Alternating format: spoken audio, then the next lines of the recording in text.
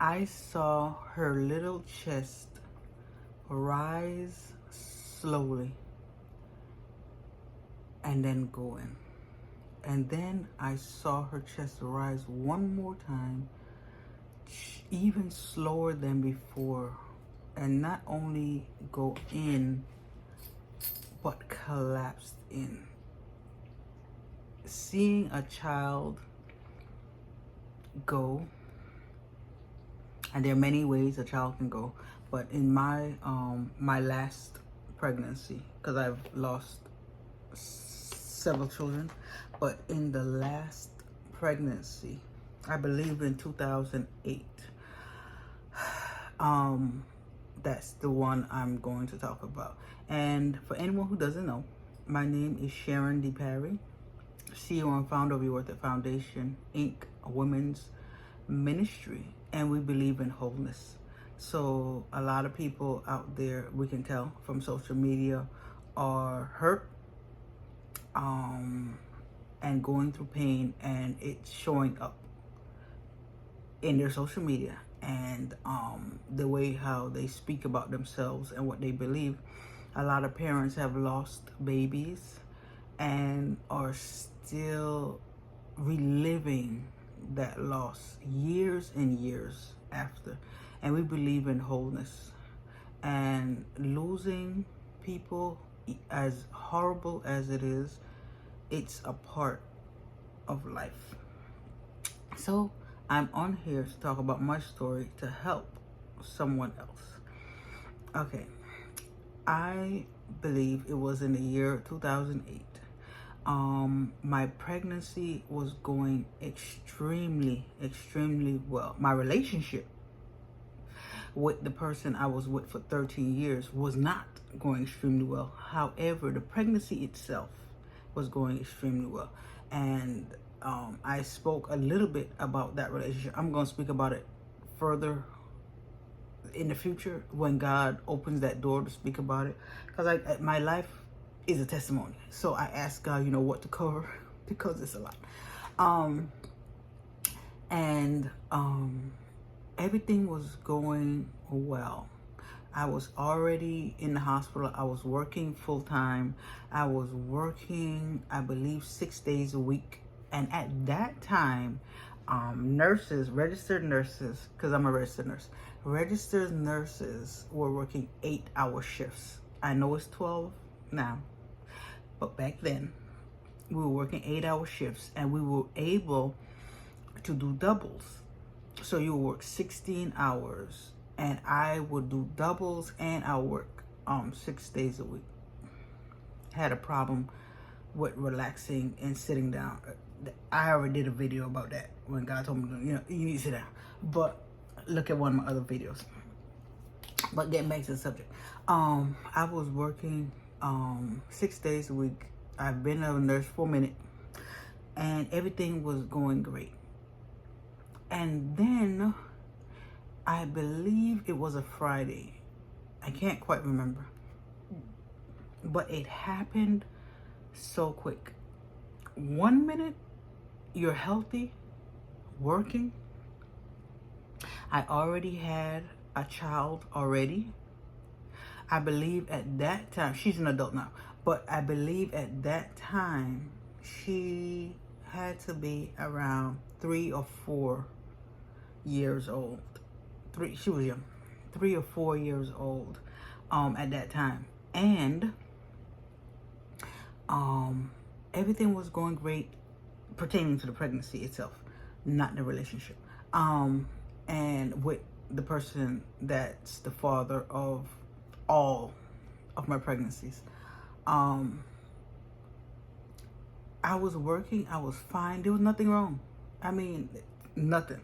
And then out of nowhere, before I get into that, God just reminded me to say something. When God sees there's a problem, and listen, let me tell you something. I was in sin, right? And I need to denote this so people can understand, and thinking that because I'm saved now, that was, no. No. A lot of us have a past before we got saved. Let me tell you. A lot of us have a past before we got saved. I was in sin at that time because I was not married to the person I had my kids with, even though we were together for a long time. And God showed me. I saw it in a dream. And the dream was I was pregnant in the dream, right? And my stomach, I knew I was pregnant in the dream. It was dark. And my daughter, who was 3 or 4 at that time, I was holding her hand. I believe she was standing on my left side, and I was holding her little hand. And I was no longer pregnant because the baby was standing up. I'm going to tell you how to dream.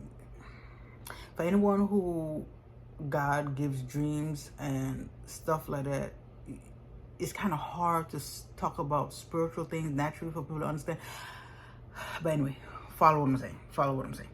So the baby, my baby, her name was Jocelyn, was standing up between my legs. So I was standing up with my legs open, and my daughter Jocelyn was standing up between my legs. And out of nowhere, a bus or a train, I can't remember what it was because it was a long time ago, came and it ran through my legs. Listen, people looking like, hold up, how do you get to stand over a bus?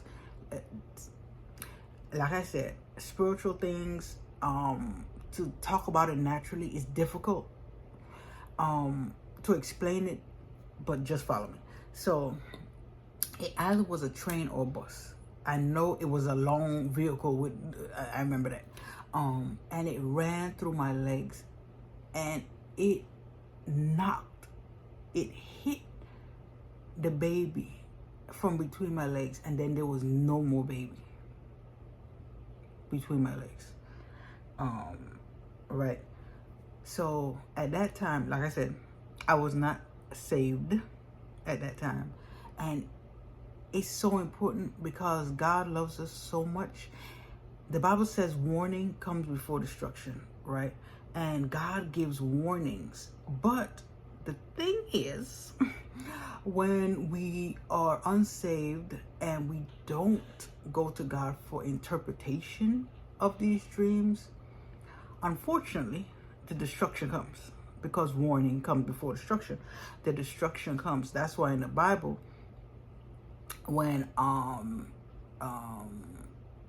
Potiphar had these dreams, he needed an interpreter because Potiphar was not a man that followed Jehovah God.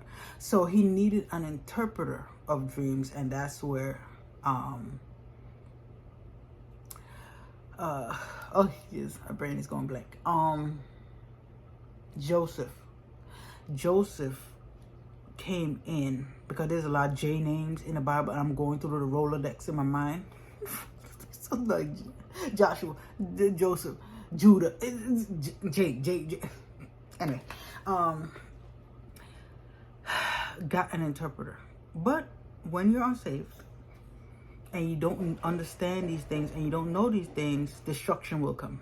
Because the warning already came, and the Bible already, it doesn't matter if you don't believe in the Bible. It's gonna come. It's gonna come. Because these are spiritual laws that's already been established. You don't have to believe it. If you don't believe in the law of gravity, jump off a bridge, you're gonna fall. You're still gonna fall. If you don't have the proper equipment to keep you up in the air, if you don't have a glider, you're not in a plane, listen, you're going to fall. I'm gonna let you know right now. So, during that time, I didn't understand, like I said. And out of nowhere, I'm working, doing my thing and everything, taking care of my daughter, had my mom there to help me, who is amazing. My mom has passed on, but she's amazing. She wasn't perfect, but she's amazing. And she supported me nonstop. I love her. And what is it? The out of nowhere, my right leg, right? My right leg got so hard, I could not bend my knee. My right leg got so hard, I could not bend my knee. My right leg felt like this, a piece of wood out of nowhere. 1 minute you're walking, next minute there's it. And then I went to Jackson Memorial Hospital, and they told me, let me also say, I was heavy then. My whole life I've been heavy. Unfortunately, when a person is overweight, a lot of times they get misdiagnosed. And they fall through the cracks because everything that's happened to you is associated with your weight, unfortunately.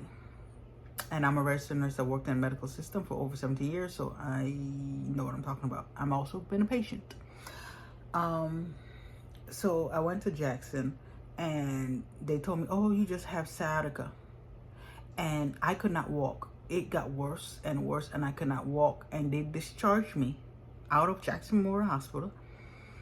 And I had to hold on because I also couldn't put weight on the right leg. So I had to hold on, because Jackson had these wooden rails on their walls.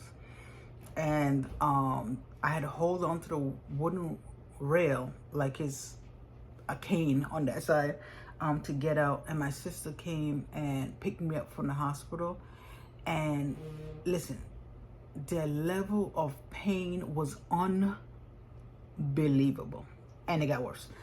So my sister picked me up, and so what I did was called my primary care, and my primary care was Dr. Maury Fox from Fox Physicians and Associates. I'm gonna put his name out there. He's passed on.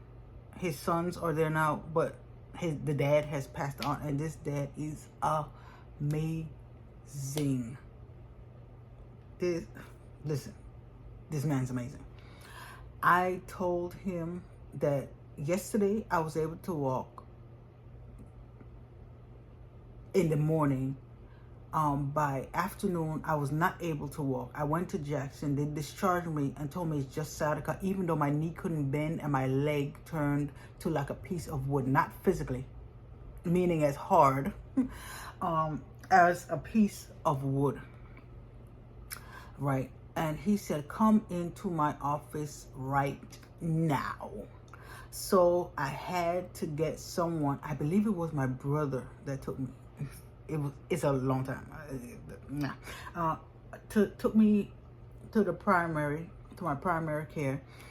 He immediately put me in ultrasound. And when he did the ultrasound, he immediately transferred me over to his private hospital, right? Because at that time, I also worked in the hospital of my primary care physician, and the way how that worked out is kind of that's another story. But anyway, let's stay one story at a time right now. So he transferred me to his private hospital, which is a hospital I worked at that specific time, and my blood was clotted. I had deep vein thrombosis, also in the medical term DVT, and people call it deep vein thrombosis in the medical field, but we try to make stuff short because usually people have a lot of diagnoses and you need to run through it quickly. So so I had deep vein thrombosis, and my blood was clotted in the femoral vein from my patella, which is the knee cap, from the knee on the right side, right, going up the leg. But like I said, it got worse. When I was in the hospital, right, they put me on around the clock Dilaudid. Let me tell you, Dilaudid is a narcotic and it's very strong. It's 6 times morphine. So it's stronger than morphine, right? And let me tell you, you know how you go outside and you feel a breeze blowing and it feels so wonderful, especially when it's really hot outside and you feel that breeze, that cold wind blowing against your skin. Or when you're hot and you go into air condition and you feel that cold air hit your skin after being in the heat. Eliminate that. Now, let me tell you, the air felt like knives that were constantly cutting me. Like thousands, hundreds of thousands of knives cutting the right side, because now the whole foot, all the way down to the toes, everything, nothing. And then it got to the point where my organs stopped working. And this is still while I was in sin. Okay? And I'm saying this for a reason. Because even though I was in sin, and the Bible lets us know that the wages of sin is death. Right? The wages of sin is death. And even in God's grace, He kept me while I was in sin and ignorant. So, meaning not knowing. Because I know when people hear the word ignorant, they look like, calm down. Not knowing, right? So, and if you don't know something, you don't know something. You're ignorant in that area. Okay, so it felt like thousands, hundreds of thousands of knives cutting. And then it got worse, right? I was still pregnant at that time with Jocelyn in my uterus. Guess what happened? Because I was turned away when the problem showed up, right? Because it turned away, I was turned away from Jackson when the problem showed up. I thank God that He led me to call my primary, Dr. Fox, and the father. And because with prayer of my mom stayed up and prayed and prayed and prayed, right? Non-stop for my life. And my mom used to get a lot of dreams. So my mom didn't want to do certain things because she knew certain things was going to happen, because she would see it before it happens. And she wouldn't want to see it in the natural. She saw it in visions and dreams, but she didn't want to see it in the natural, because then it'll be in her mind through her eyes.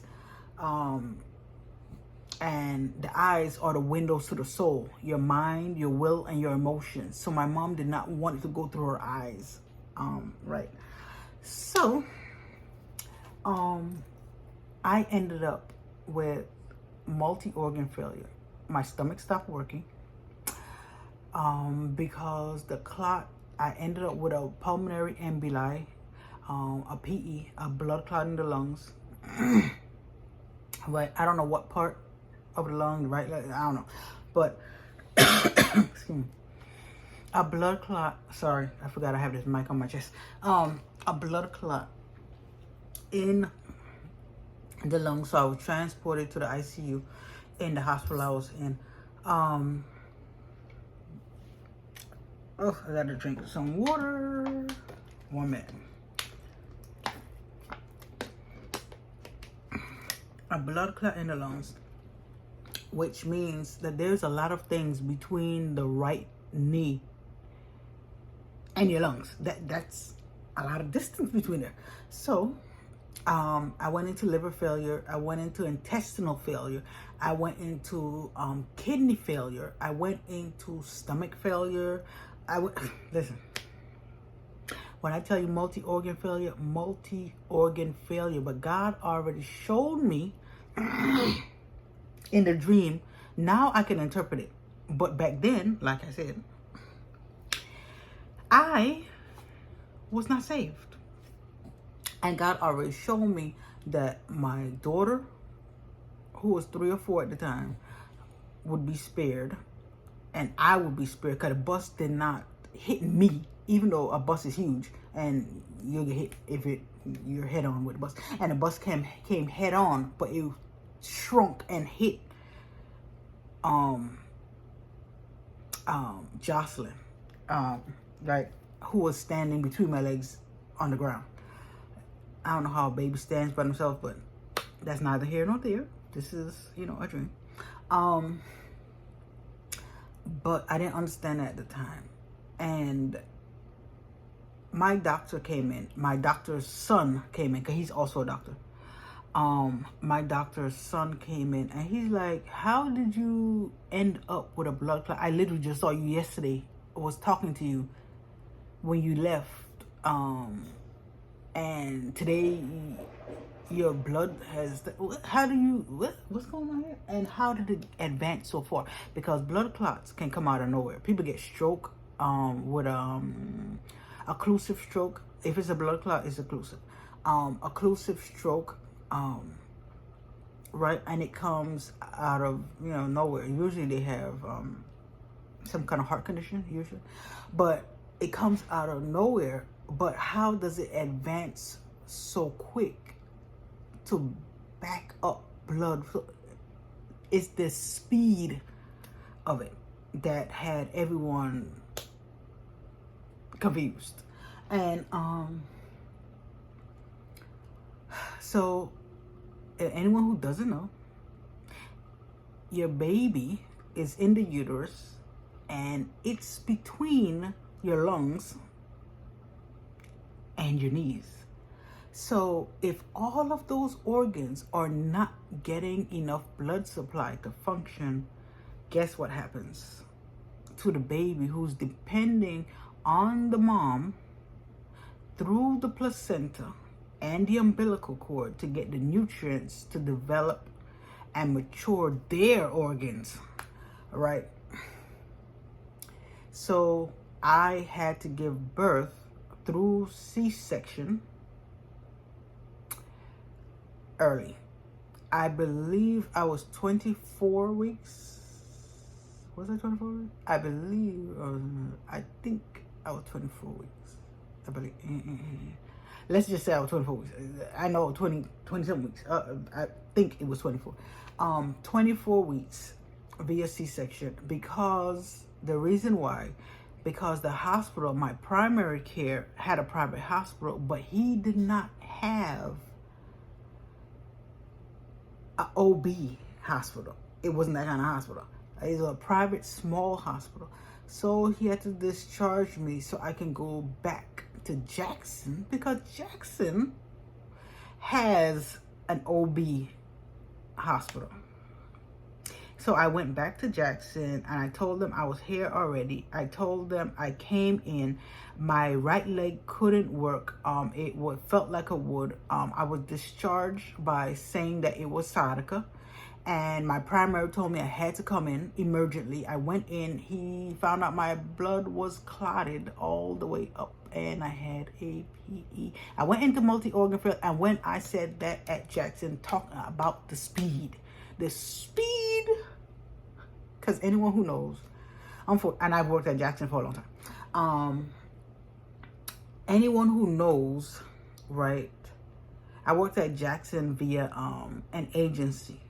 I like working for agencies because I like making my own hours. I don't like people, because I've been there, when hospitals tell you, oh, you have to do this and you have to. No. I want to work on my own schedule, and my life is very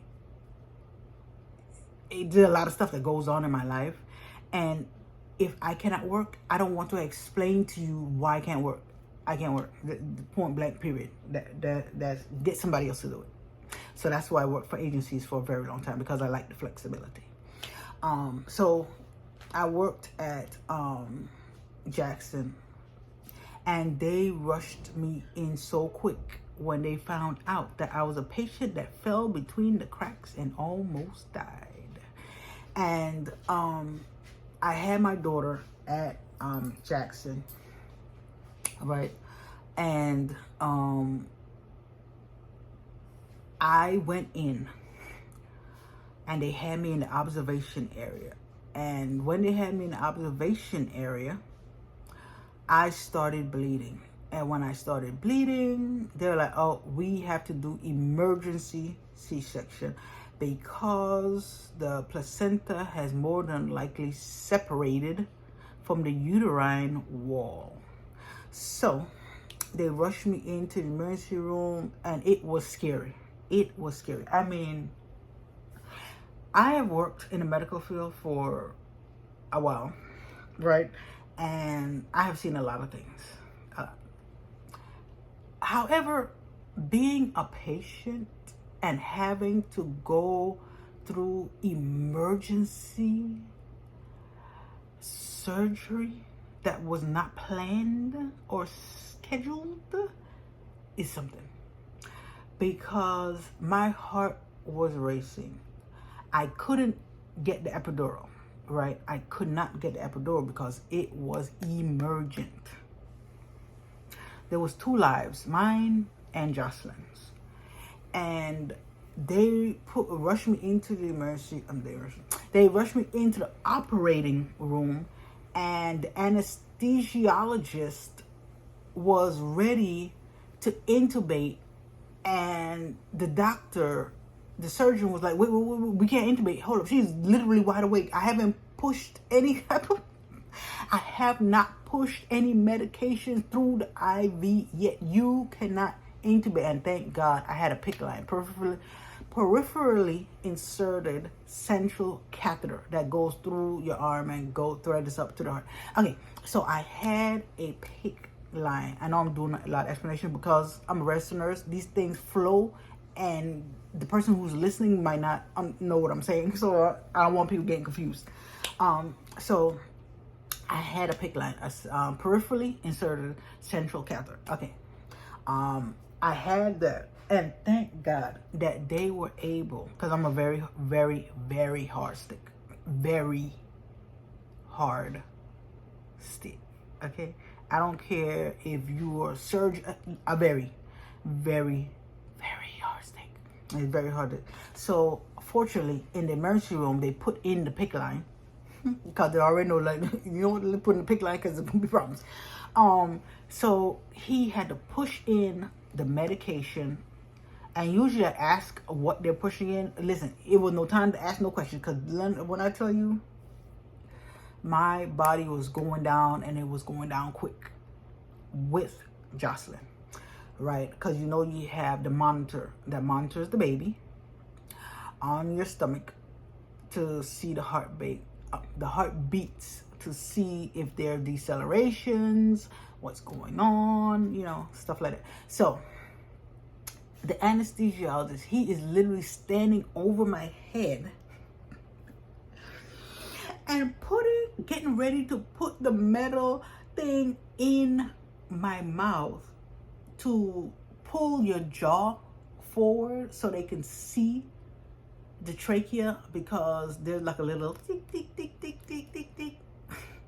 It's not called that. It's called epiglottis that covers up there. So so they have to put the thing in your mouth and pull your jaw forward and pull your head back, almost like when you're looking for when someone's choking, and you have to look for obstruction, and you don't really pull the jaw forward, but you bend the head back, to look to see if anything there and stuff like that. So they did that. And this anesthesiologist, he was so ready because he saw all the stuff going on and he saw that I was going down. But sir, I am still awake, alert, and oriented. And if you put a tube down someone's throat when they're breathing on their own, listen, it obstructs the airway. First of all, and that person's heart rate is going to go into panic. Okay, so the surgeon was like, hold on, let's push the medication through her line so we can relax her muscles of her diaphragm. And the diaphragm is what helps the lungs to pull down and push up, to pull down, pull in air, push up, push out air. So that's what the diaphragm does, the muscle that's underneath the lungs. So to relax that, and next thing I know, I was in, PACU, post anesthesia care unit. I was there, and my daughter was in the NICU, the neonatal intensive care unit, and she was so tiny, so small, like your hand, just a hand size, so small. And she had to go on dialysis, right? She had to go on dialysis. So this was her introduction to life. She had to go on dialysis because she had clots. And the way how the body is, it tries to block a lot of things from coming from the mother to getting to the baby.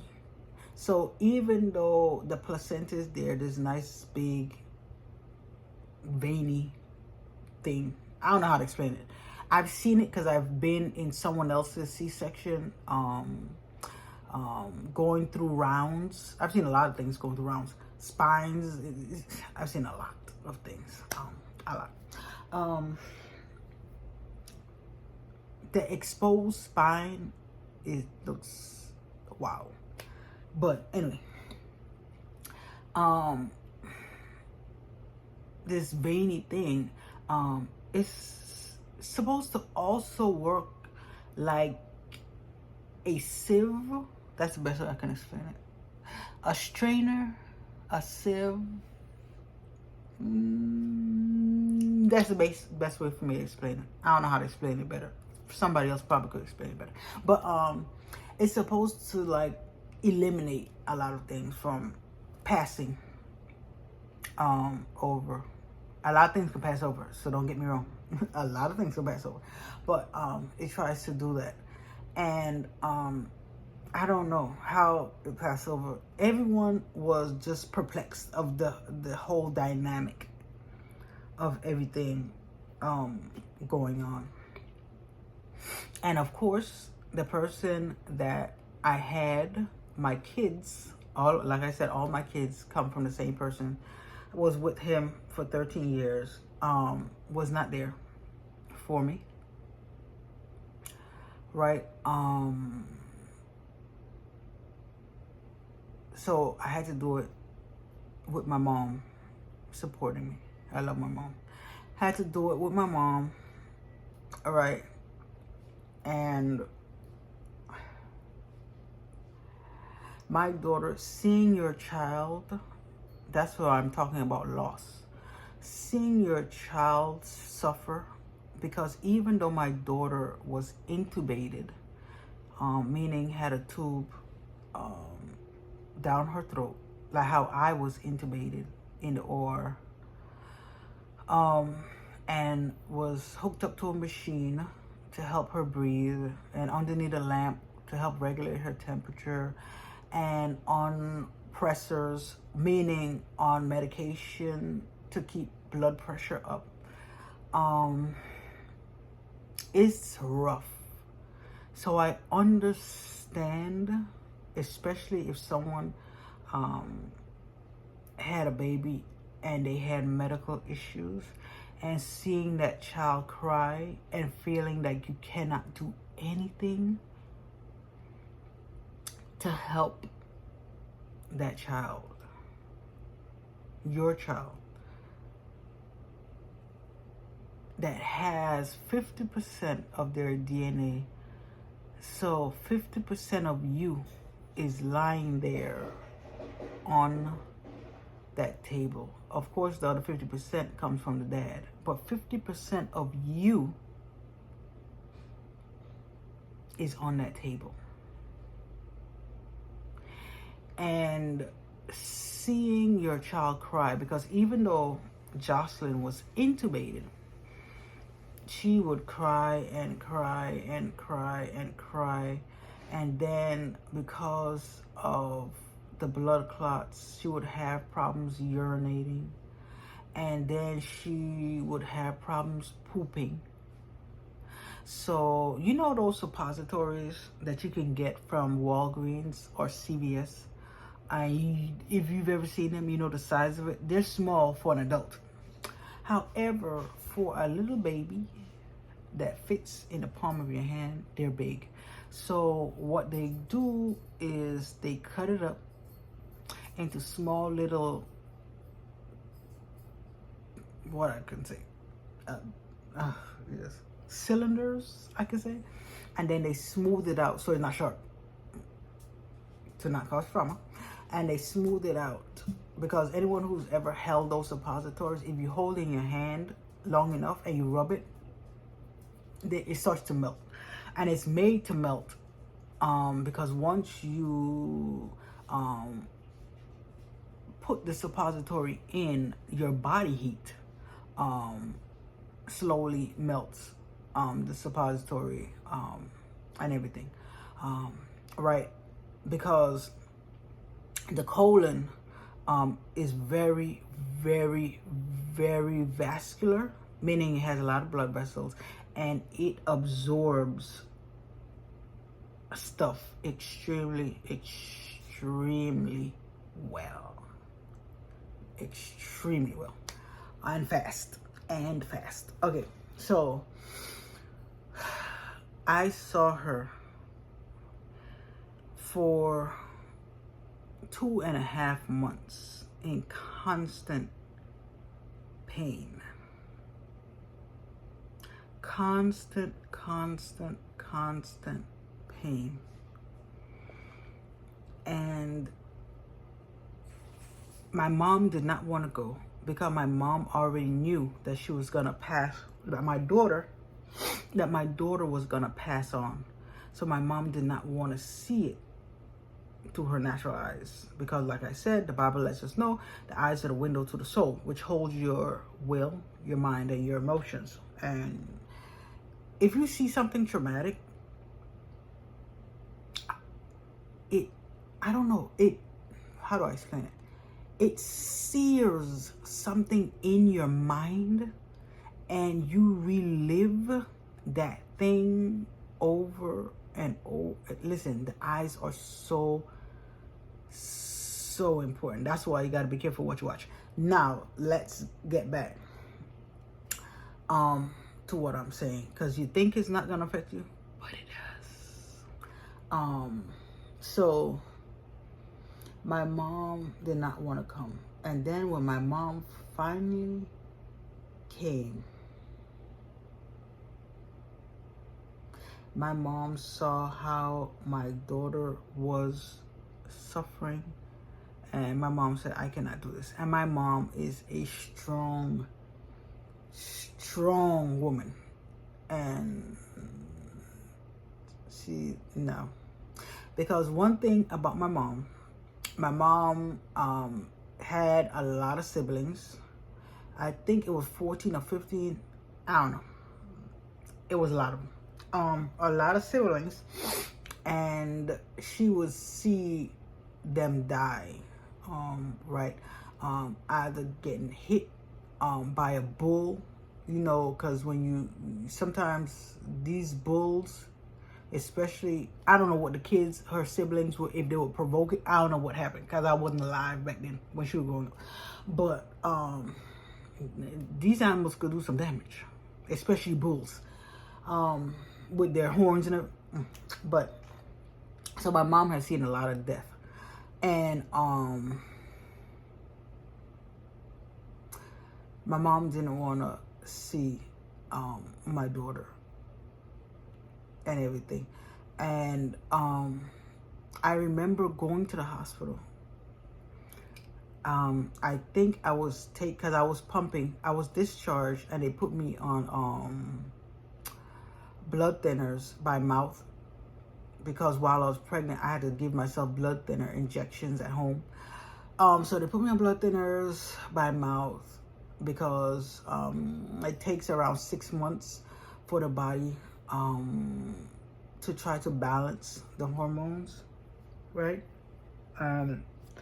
Regulate the HCG levels, right, in the body and everything. And I went back. I used to take my milk from home that I pump to the hospital and everything, so she can eat and everything. And when I came there,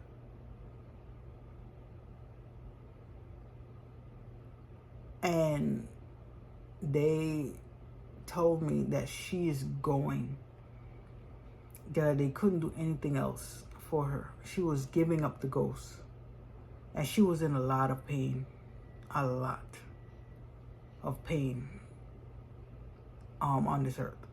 Her 2 months on the earth was pain. Her being born in my stomach was pain. It's just pain. Me trying to help her to live while in my stomach, excruciating pain. Even when a light sheet rubbed across my body, it was like someone taking knives and peeling the skin off of your body. I'm hoping this video don't get taken down because I'm giving too much detailed information. But let me not give too much. I purposely tried not to give too much detail because I need this video to go out to help people to understand that there are people out there who have been through and are still not only surviving but living. Because even though I saw her take that breath, and then her chest lower, and then I saw her struggle to take that second and last breath, and then the chest not only lower but went in, so it sunk in. And seeing that lifeless body in the tiny little bed, the incubator, the little tiny bed, it was horrible.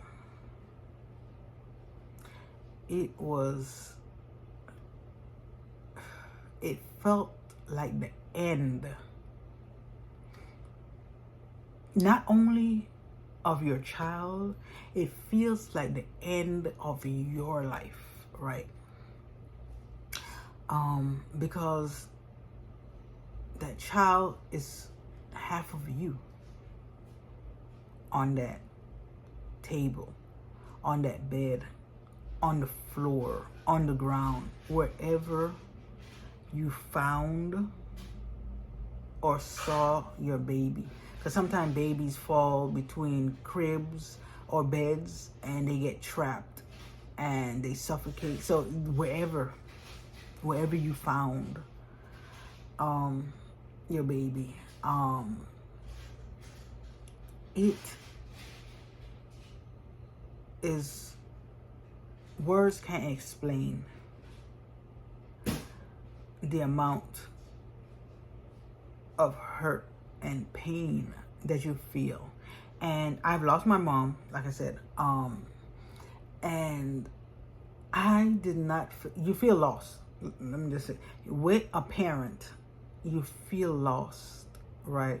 And you miss them, you miss talking to them, but it's a loss, but it's not the same. I don't know how to explain it, but it's not the same like a baby, a child.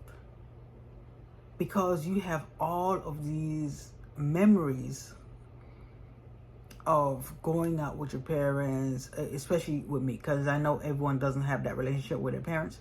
But for me, I have those images of my mom helping me through school, even though they tried to kick me out because I didn't know I was pregnant. Not with Jocelyn, with my daughter that I had before Jocelyn, the one who I said was 3 years old.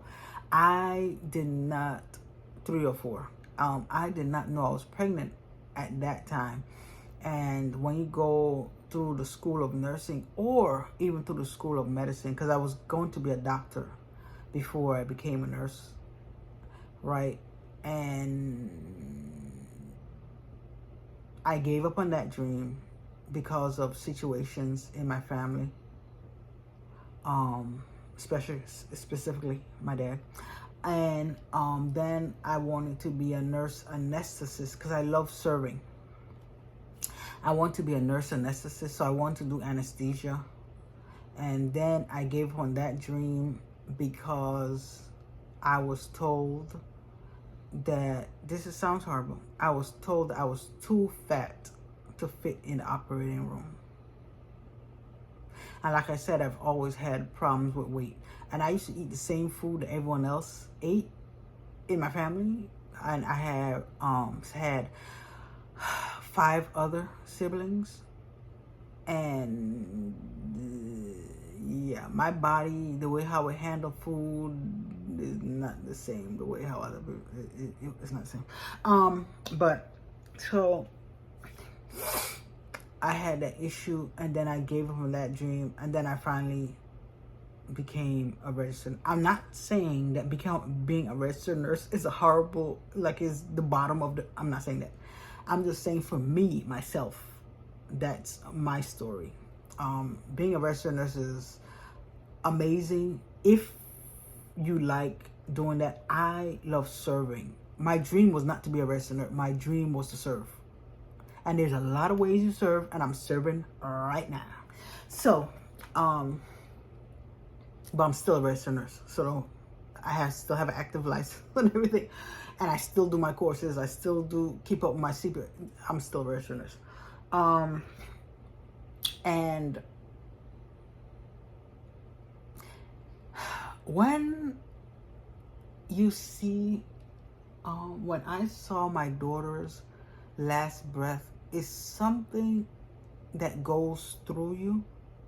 It almost like you feel it up your spine, like that. Hopefully you guys can see what I just did. You could feel it up your spine. And when I went to the front desk holding my baby, because they have a room in Jackson that they wrap your baby up and you can hold your baby and everything. And my daughter, who's an adult now, but was young at that time, I let her hold her sister, and she was like, oh, are we taking her home and everything? And children do not understand that your sister is no longer here. And when I say your sister is no longer here, I mean your sister's true self, her spirit, is no longer there. The spirit is gone. The breath is gone, because breath comes from God, and it's gone.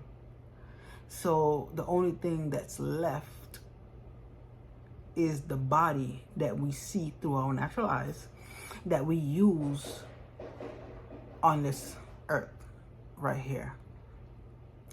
And it was a horrible, horrible time for me. I went through a lot. I tried to unalive myself. It was a lot. going on at that time.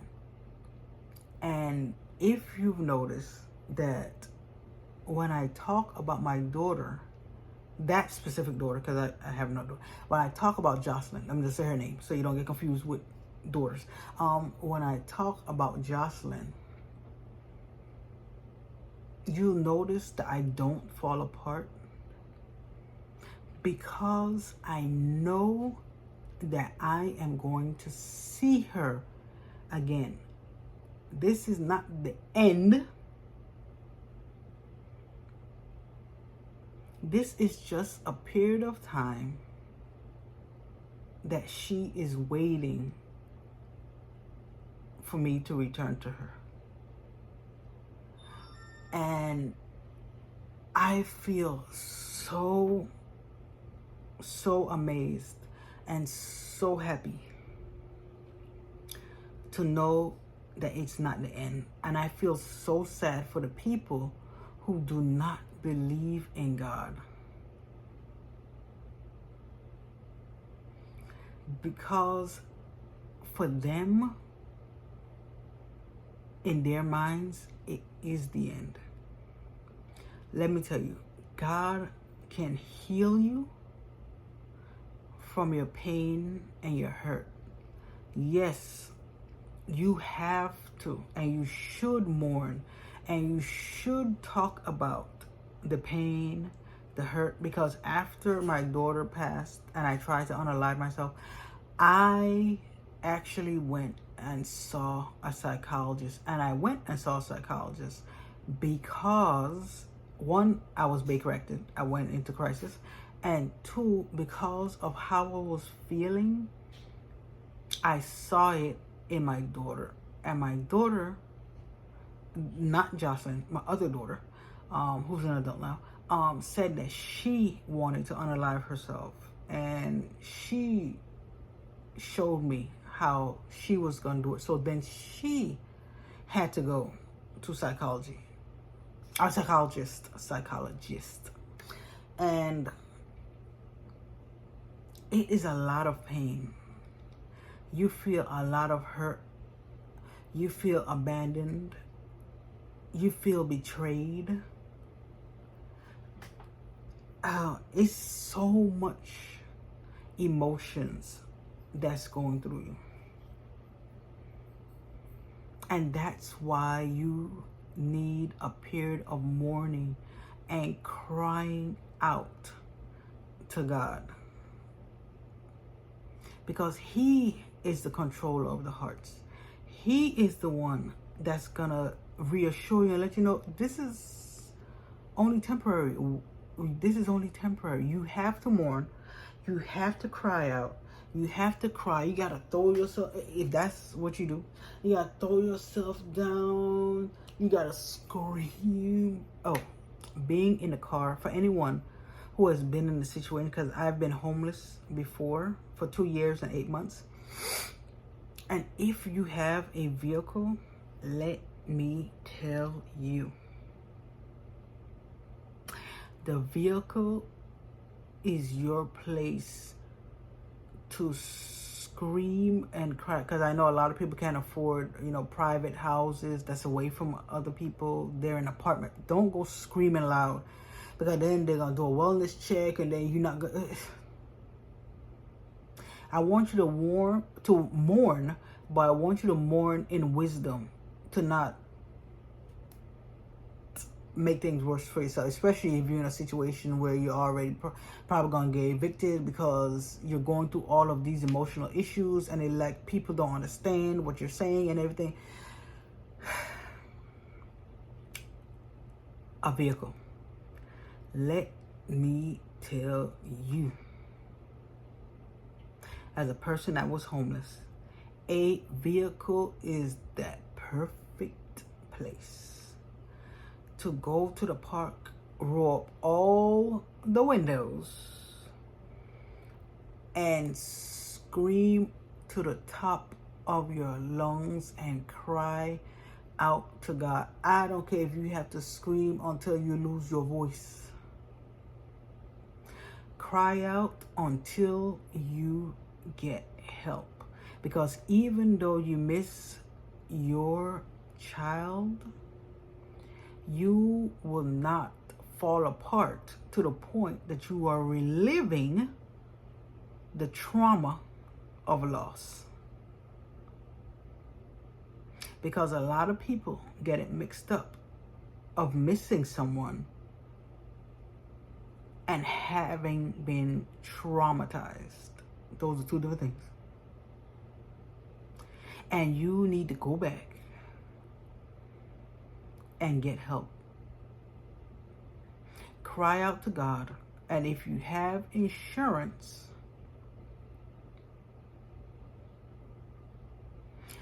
get a therapist. And if you have money, pay for a therapist. Listen, don't worry about how you look to other people, because your mental health affects every other thing in your life. As a housing strategist, and I said on my reels on Instagram, people think a housing strategist, I'm only talking about the house that covers our natural bodies from weather outside.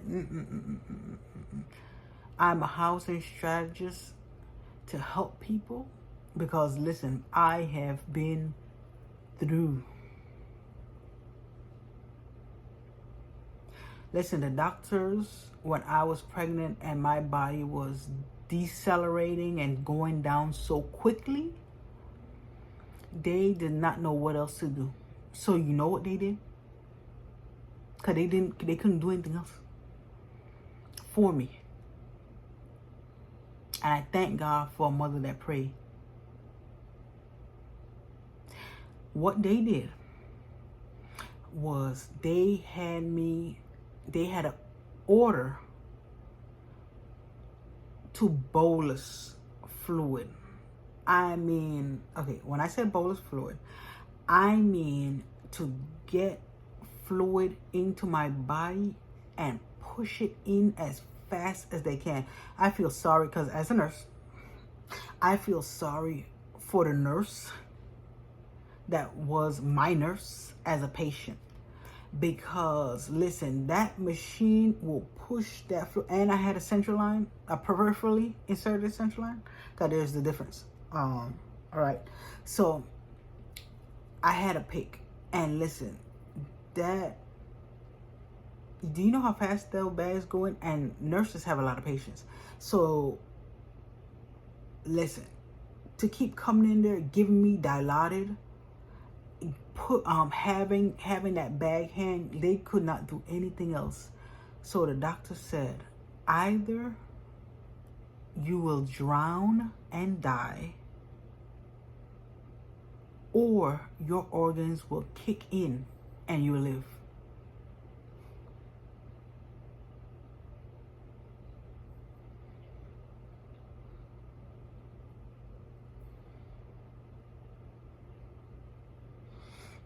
I'm getting emotional because I'm thinking about how good God's grace is, where He doesn't give us what we really deserve.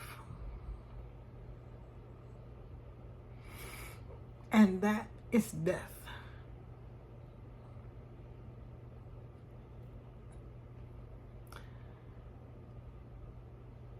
And God says, I don't want you to die. I want you to live. So for anyone, I have been there. I have been at death's door more than once, but that's another story. I have been at death's door. I have seen death in my own family and in others.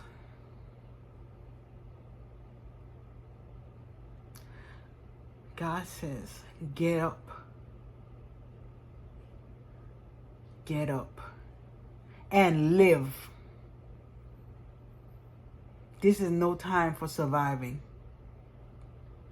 He came, Jesus came that you might have life and have it more abundantly. Yes, you've lost a child. You've lost a parent. You've lost your house. Been there. You've lost your money. Been there. You've lost your vehicle. Been there. Because one, I was hospitalized with Jocelyn. I had an amazing credit score. Amazing credit score. Everything fell apart. And God showed me in that dream, I am saving you and your daughter. I didn't say nothing about cars, monies, jobs. I didn't say nothing about that. Because you are more important than all of those temporary things. Because what you've lost, God is not in the realm of time. He created it. So he cannot be in it. He can restore everything you've lost. But you've got to go out. And you have to get through that process of mourning. You have to cry out to him. And live. This is Sharon D. Perry, CEO and founder of Your Worth Foundation, Inc. Housing strategist. It's time to take care of this house. God said, live.